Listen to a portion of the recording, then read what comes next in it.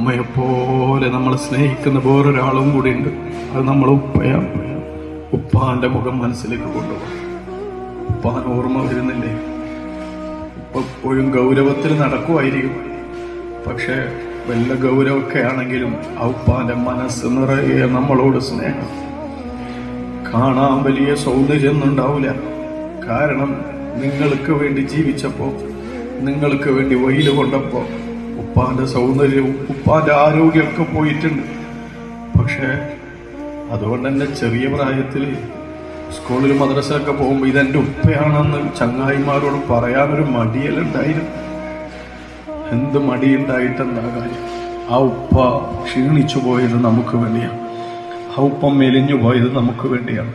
ആ ഉപ്പ രോഗിയായി പോയത് നമ്മളെ പോറ്റുന്ന തിരക്കിനിടയിൽ ആരോഗ്യം ശ്രദ്ധിക്കാൻ ഉപ്പാക്ക് സമയം കിട്ടിയിട്ടില്ല.